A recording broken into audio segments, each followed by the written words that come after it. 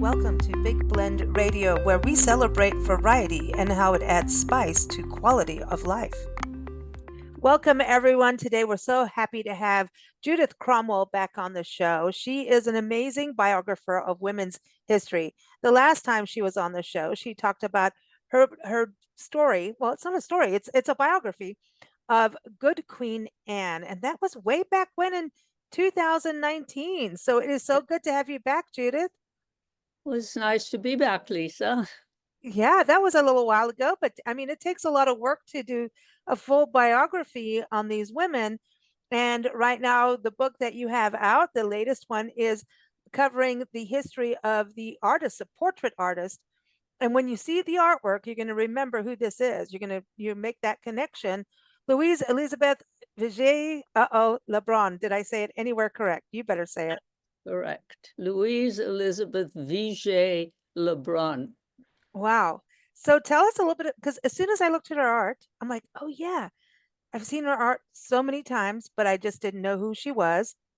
And so what got you started into, I'm going to write about her next? I didn't know who she was either. I'd never heard of her.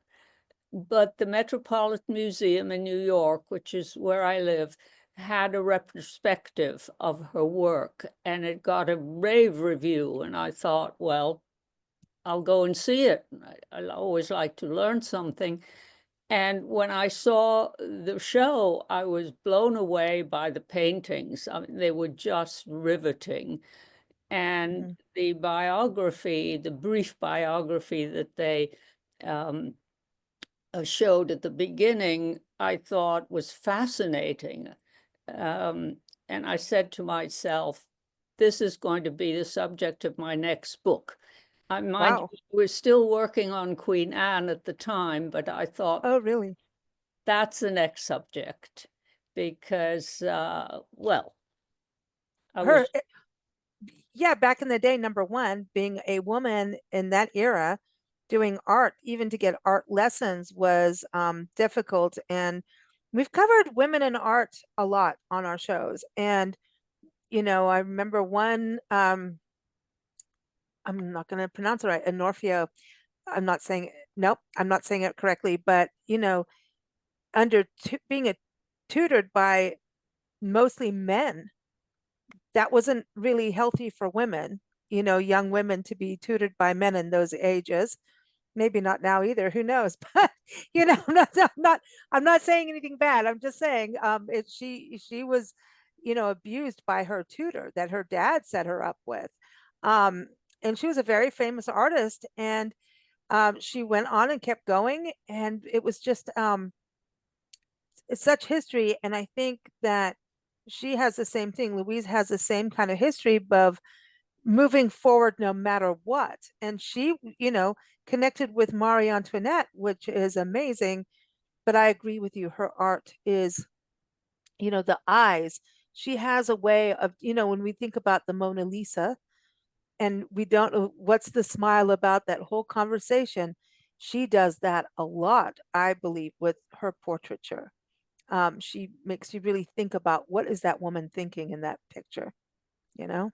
you've hit on two important things about her, I think, because as a woman at that time, she was barred from any conventional art education. Women were not allowed to attend what every male aspiring art student did attend, which was the life lessons, that is, copying from nude, mostly male models. Women were considered too modest to look on the nude figure, male or female. So she never learned how to draw from life. Mm.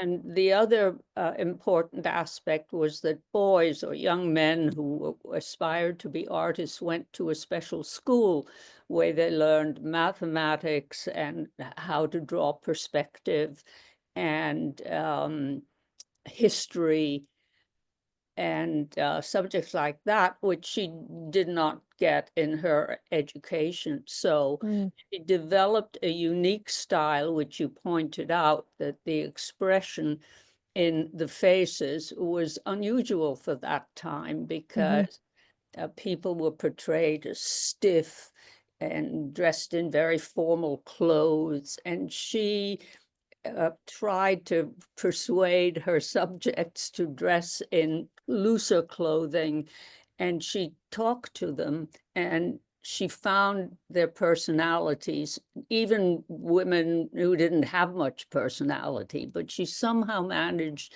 to convey some personality, and that made her paintings, her portraits, really living human beings. So she developed a unique style, and she developed it by looking at great art. Mm. You know, did you find a connection with her as a biographer of women, women's history, finding women and finding out, because it's not like you can go and meet them, but so you have to look at anything you can to find out their personality and their character.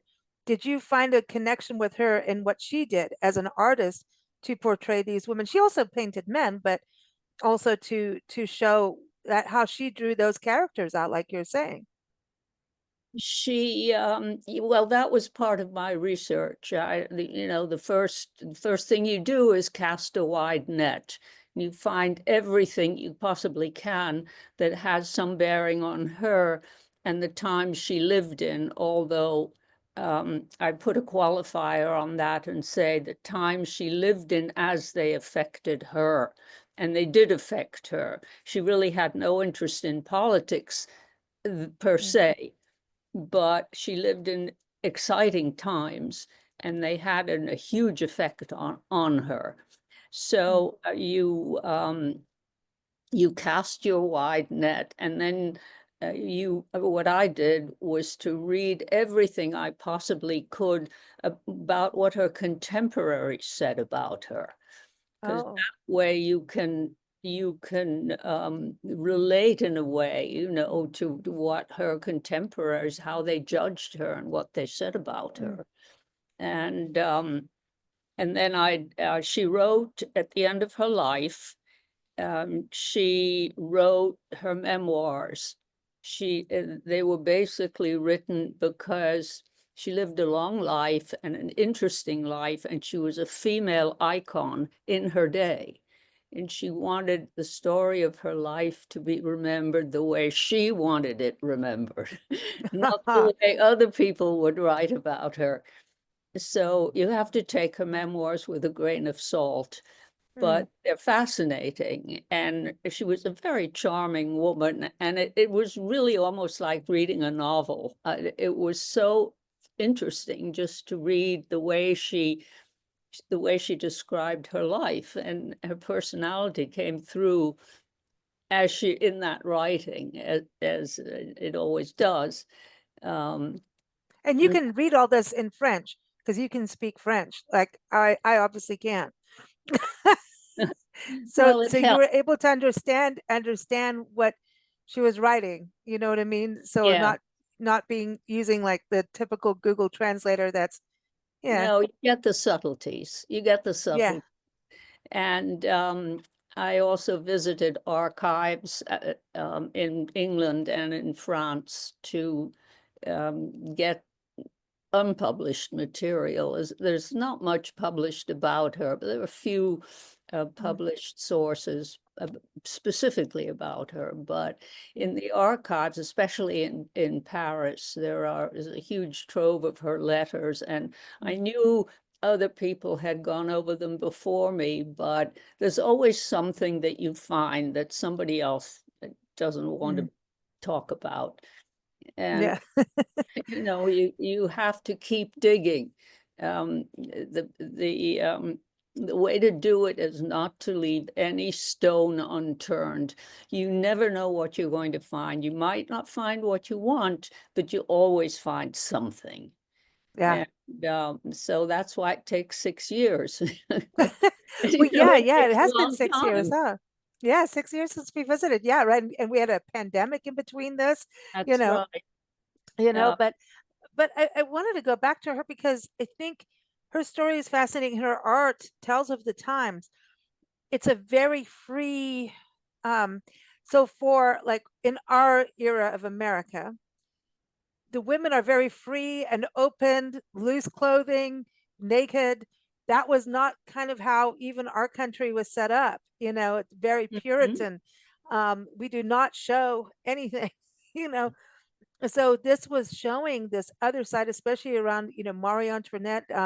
Famously, people are like always talking about that she was open about her promiscuity, like with women and men a little bit. I think there was a little bit of everything, and who really knows unless you were there 100%. But she was, let's put it this way, flamboyant, maybe would be the word, a little freer. And she did get into trouble, obviously. So being her portraiture artist, um, she probably saw a lot, but I think France was a little bit different than how we were as a new country, if you think about it in our history. Well, France, I don't think you could ever say that France was Puritan. Uh, No. but, certain things were allowed and other things were not allowed. For instance, Vigée Le Brun she married a very well-known art dealer, and he was able to control all the money she earned because that was the way it was in France then.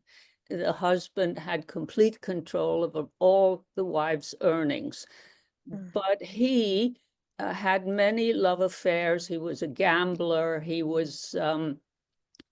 earned a lot of money on his own, but he also used up all the money that his wife earned. And it was okay for him to have a lot of affairs and to set up a mistress in her own house and to give her all kinds of presents. That was okay. It was not okay for Vigée Le Brun to have any affairs, because a woman artist who had affairs opened herself to all kinds of accusations that, oh, she's only getting these commissions because her lover is supporting her Oh, and all this sort of thing. So she was always very careful about her reputation. And before she was married, her mother went everywhere with her. She attended all the sittings when there was a male subject, oh, just to okay. keep her reputation clean. And after she married, her mother also pretty much acted as a chaperone in those conditions. And there was never any whisper. And she lived in the capitals of Europe. There was plenty of gossip. That's what I say. There's a lot. I think gossip was the perfect word. That was a word because there was a lot going on back then, and yet who knows what, right? Right. So, But I she know, never was yeah. no gossip about her. Now, getting back to Marie Antoinette, she had a lot of gossip, a lot of slander slung at her, most of it unjustified. Okay. It was amazing at what dirt was thrown at her before the revolution. And because Vigée Le Brun was her favorite artist, some of that dirt splashed onto her.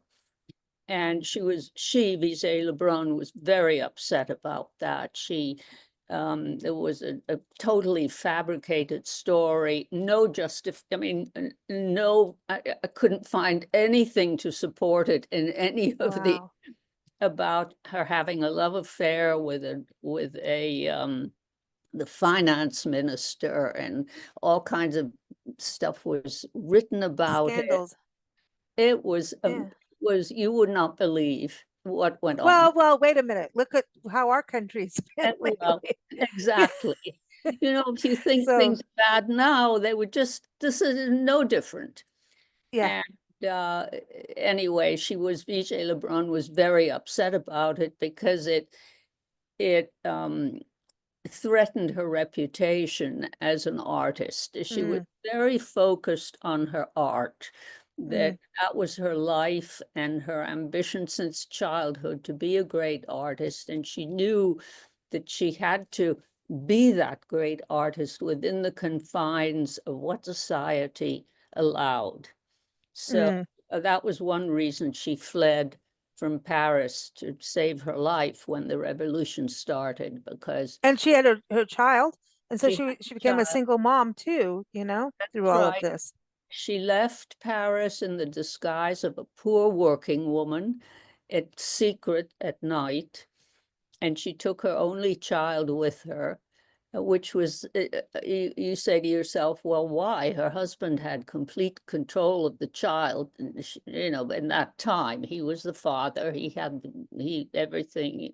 He was the one in charge. But I think she convinced him that she would be responsible for the child's education.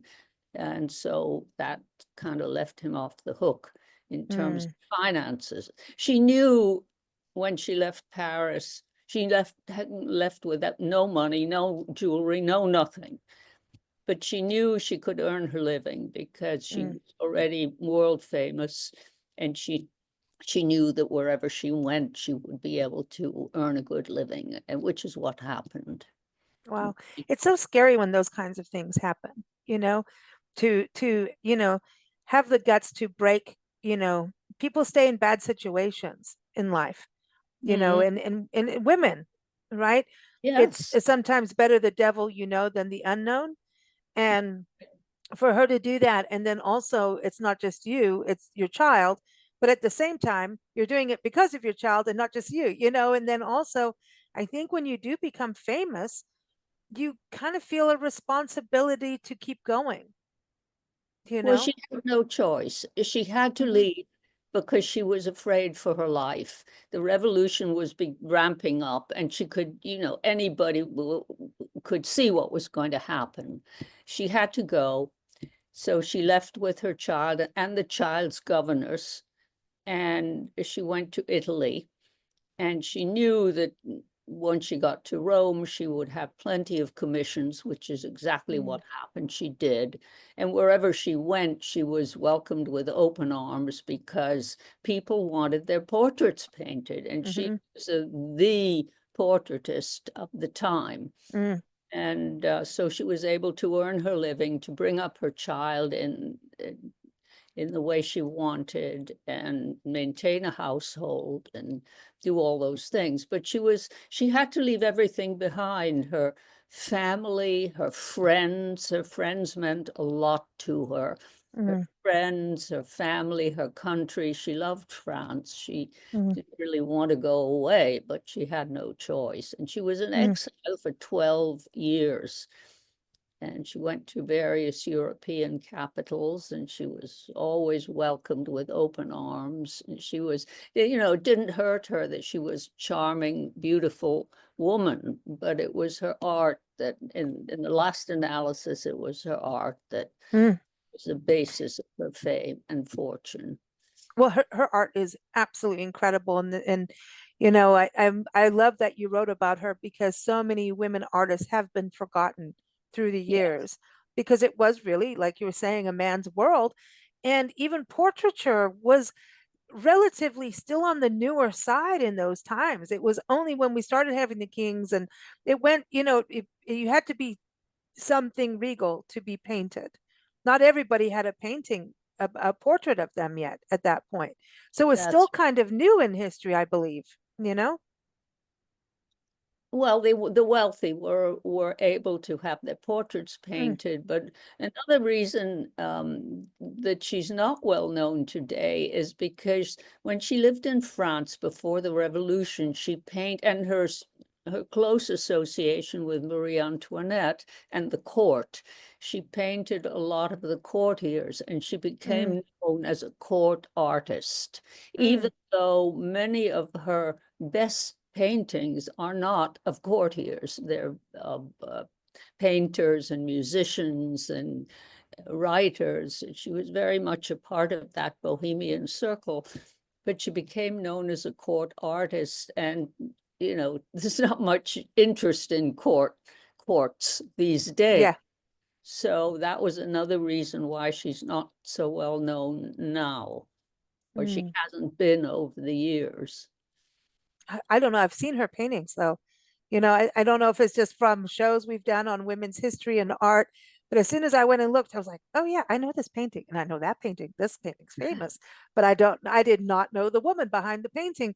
In fact, I hate to say this, but it's the God's honest truth. I didn't even think a woman painted it because you're so used to in those that kind of style of painting being male. That's how ignorant I am on that.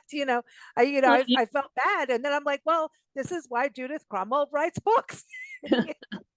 well, you're you not know, alone, because one of her most illustrious paintings, when she painted in Italy of a musician, and she sent the painting to Paris to be exhibited at the salon in Paris, because she wanted people to know that she was still existed and she was still painting.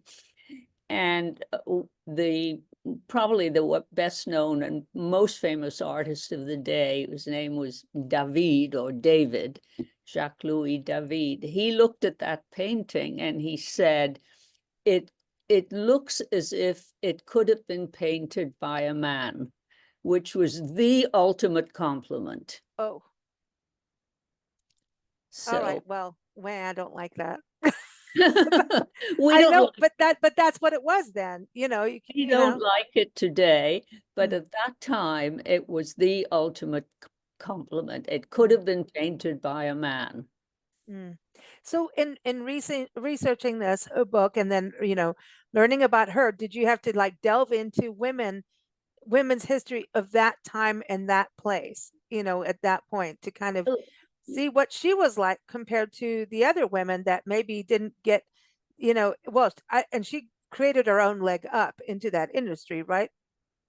But yes. a lot of women weren't living as becoming world famous. So did you have to look at that kind of different kind of lifestyle in France? Yes, somewhat, because in Paris was a little different. Paris had a culture, a salon culture. Everything took place in the salons, politics, um, culture, intellectual things, everything took place in the salons. And every salon was headed by a woman. Mm, And women, therefore, um, dictated fashion in the fashion capital of the world, and women dictated manners in Paris. So it was slightly different in Paris from the rest of the world, in that women had some power in a way. It was soft power, but they had a lot of influence because of the salons. Vigée okay. Le Brun did not start out wanting to create a salon. She wanted to relax with friends in the evening after she had spent the day working, and so she invited a few friends over to her place for conversation and Mm, chatting. And she invited her friends, who were mostly artists and writers, sculptors, mhm, musicians. She's very musical. And the word got out that if you wanted to have good conversation about the arts, you went to Vigée Le Brun's salon in the mhm. evening. So it became a salon, and a very well-known salon. She was the only artist to have a salon. And eventually, many of the aristocrats from court went there, because court was boring and it was stiff and it was formal. And that Vigée Le Brun's place, they could relax and have good conversation. The food maybe didn't go around, but that was okay. They didn't really go for the food. And Right. it was all very simple. It wasn't elaborate, but she had wonderful concerts. Friends who were famous violinists, one of them, and singers, and poetry readings from famous Ah, poets. So there was always something going on. So she had mm, a salon, and she was part of that salon culture of women leading society and women leading to some extent in the arts. mm, So um, that made her different from other women artists. There Mm. were other women artists, not Yeah. many, but a few. Yeah, there's a few. I mean, I can count some, like maybe if we get 10 in throughout Europe, kind of, you know what I mean, that were rose to her prominence, you know. Did her child go into art? No, that was really the tragedy of her life. Her daughter went with her everywhere, and she was very proud of her daughter. She gave her a marvelous education, the best teachers. The daughter was pretty and charming and accomplished. And they went to the last stop in her European travels was St. Petersburg in Russia. And her daughter met and fell in love with a Russian. And as Vigée Le Brun put it, he had no name and no fortune and no prospects. But her daughter was insistent, 19 years old, you know what that's Yep. like. And her mother could do nothing with her and about this man. So finally she gave in, and it was a disastrous marriage. Her daughter, Mm. uh, it was disastrous. The young man had never made any money. They came to France, and he then departed for St. Petersburg, and the daughter stayed in Paris. She had no way of making a living. She sort of dabbled in Oh, art. She didn't have Vigée Le Brun's work ethic. I mean, Vigée Le yeah. Brun really worked hard at her Mm. art. She was determined to be a success, and she did everything she could to reach that goal. But the daughter was, and she ended Uh, up very badly. She died of syphilis, and ooh, that's not cool. at a That's not very fun. young age, and it was really the tragedy of her mother's life that she couldn't stop it. It was a downward decline that the daughter was on, and she couldn't do anything. You can't, there's a certain point where you know, someone's an adult, you have to let them be who they want to be, you know, or That's not want to right. be, but you know, but that Yeah. that work ethic, it seems like even with her holding the salons, that she's got this work ethic that, you know, she's really immersed. She's, you know, living and breathing her arts, you know, Yeah. not just hers, but understanding the importance of all arts. And art tells history. I always talk about that. The arts, whether it's music, books, you know, paintings, it tells the true history of people. And like her portraiture Mm. is telling you what was happening at that time frame. And no one can really censor paint, well they can, and they have, but you know what I mean, it's telling the true story, you know, of it gives a feeling of the times, you know. Yes, that's why her portraits are important in themselves, but they also show the people who made the revolution, who tried to prevent the revolution, who she painted basically the movers and shakers of her time. And Mm. that certainly gives a picture of what was going on at the time. They're Yeah. historically important for that reason. And her experience is important because she lived through very formative times when sort of Western history, a very important part of Western history.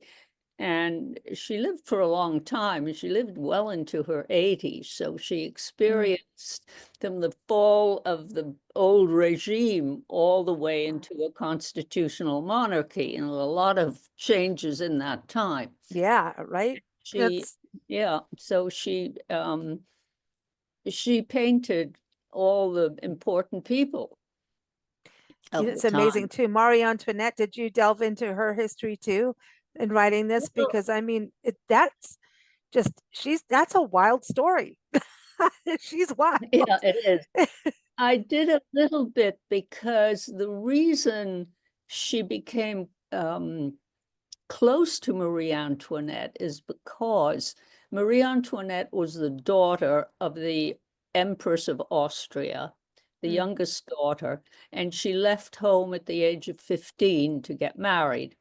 And her mother wanted a good portrait of her. And it took 6 or 7 years. Either the portrait didn't please the mother or it didn't please Marie Antoinette. And finally, Marie Antoinette was at her wit's end. And there I looked into the correspondence between the mother and the daughter. And the mother kept Oh, wow. saying, I want to see you portrayed as a queen of France. I don't want to see you in informal clothes. I want to see you in all your glory. I want to see your face. And Marie Antoinette kept saying, I tried this artist and that artist, and they're all terrible pictures. I wouldn't even send them to you. The ones she did send, her mother didn't like. So in desperation, Marie Antoinette said, well, I'll try this young woman who's the fashion in art. And that was Vigée Le Brun. And she asked her to come to court and paint her. And Vigée Le Brun was at first very nervous because this was a huge honor. But after she said Marie Antoinette was so nice and so kind, and she sort of relaxed, and the two women got to know each other. Vigée Le Brun always did that with her sitters. She always tried to get to know them a little bit. She painted a portrait. The mother, the Empress, was thrilled with it. She said, finally, I've got a great portrait of you. And so the two women, Marie Antoinette and Vigée Le Brun, bonded over that. Here were two women who had finally succeeded in pleasing this empress that was so particular. And so Vigée Le Brun went on to paint over 40 pictures of portraits of Marie Antoinette. And they went all over Europe because Marie Antoinette sent them to her relatives, and they would put in all the embassies.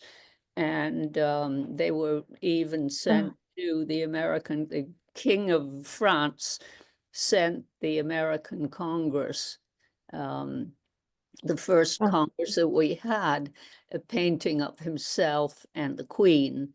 And Vigée Le Brun had painted the Queen. So she became famous all over Europe as Marie Antoinette's painter. Wow. Wow. So that spears her, career forward even Yes, more. it did. It did, especially when she traveled, because when she was in exile, she went to Vienna, excuse me, and then to St. Petersburg, and all the aristocrats wanted to be painted by Marie Antoinette's painter. So, that gave her cachet and fame. But it was basically her art. If she hadn't been a great painter, it wouldn't have mattered. Yeah, exactly. It's not about who you know all the time. It's like, great, she got a break, but her break was deserved, and studied and worked towards. So, wow. So are you doing any more writing? Well, I've just started. I'd like to do a biography of Marie Antoinette's mother. She was also a very interesting woman, very overlooked. She was a contemporary of Catherine the Great, so she didn't, Catherine the Great had lots of love affairs and there's a lot of sex involved, so she gets a lot of attention. But Maria Theresa was different. She had 16 children and one man in her life, so she wasn't thrilling in that respect. Did you say 16 children? 16, yes. No, is that even humanly possible? I guess it is. In those days. Not for me, it's not. Nor for me. Wow. What amazing. I mean, I love that you're finding these women and giving them a voice, That's wonderful. I like to do that. I think it's time that women are being recognized for what they've accomplished. And I like to do my bit there. No, I love it. I love it. It's always a pleasure having you on the show. We look forward to next time. And hopefully it won't take 6 years, but it might. Everyone, judithcromwell.com is the website to go to. Again, it's Louise-Élisabeth Vigée Le Brun. Did I do that? Vigée Le Brun. Vigée. Okay, Vigée. Yeah. I'll get Just it. think of it as V and J. And J, like a DJ for music. Yeah. Yeah, Okay, exactly. Louise-Élisabeth Vigée Le Brun. There we go. Right. I got my French lesson in today. I was practicing all afternoon for this. I kept practicing, and then as soon as he came on, I got like, okay, it's out. You're gonna have to say it. But don't let But hey, yourself be intimidated. but but this is also something important. Is these books. It's important to learn a little bit of these languages if you haven't done it. So I like the challenge. I do create my own languages all the time with people's names. I don't mean to, but I do learn in the process. Thank you so much. And congratulations on another book. Thank you. It was a pleasure, Lisa. Look forward to speaking with you again. You take care. Thank you. Thank you for listening to Big Blend Radio. Keep up with our shows at bigblendradio.com.